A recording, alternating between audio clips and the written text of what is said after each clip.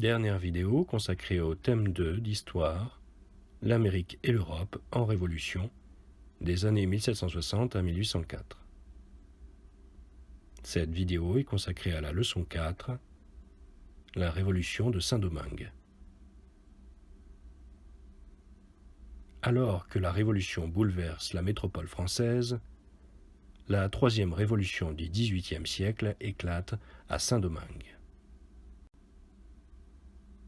En problématique, nous nous demanderons en quoi la Révolution de Saint-Domingue poursuit-elle le mouvement de conquête des libertés au XVIIIe siècle.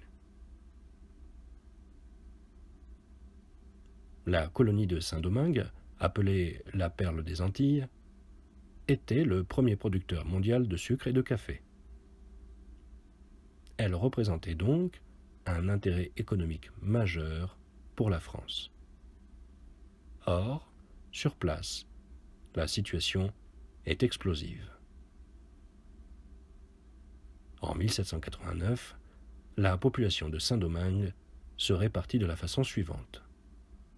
40 000 blancs, 50 000 métis et 500 000 esclaves. Lorsque la Révolution éclate en France métropolitaine, tous, à Saint-Domingue, avaient des espérances contradictoires. Les colons blancs espéraient une plus grande autonomie dans la gestion de la colonie. Les métis espéraient obtenir l'égalité avec les blancs. Et les esclaves rêvaient de liberté.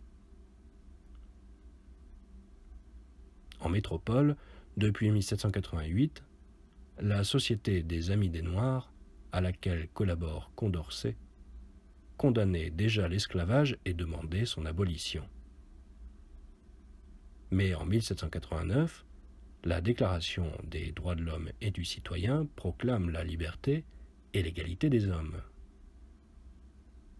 Dans ces conditions, comment justifier l'esclavage en France? Dans les îles, les esclavagistes préviennent.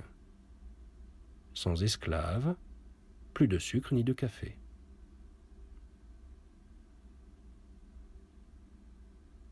Mais les idées de la Révolution ont déjà traversé l'océan. Des marchands européens rencontrent des esclaves sur les ports des colonies et donnent des nouvelles de ce qu'il se passe en métropole.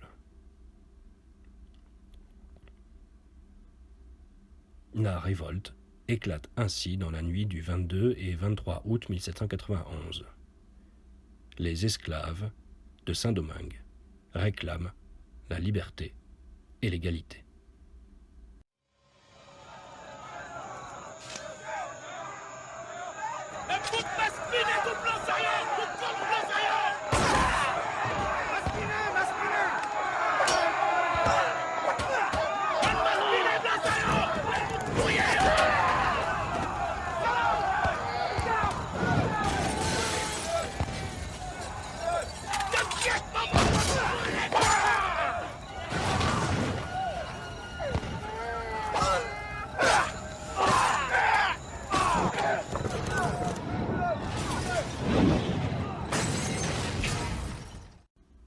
Les massacres sont terribles.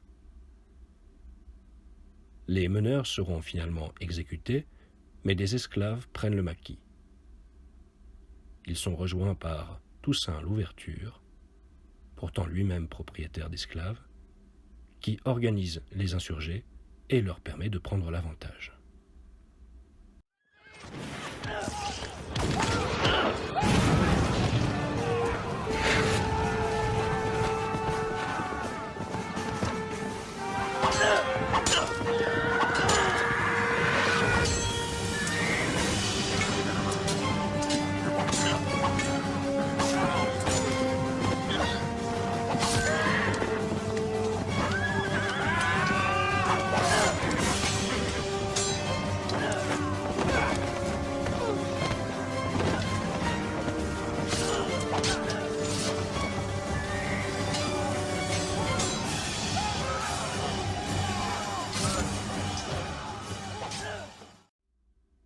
Finalement, le 4 juillet 1794, l'esclavage est aboli dans les colonies.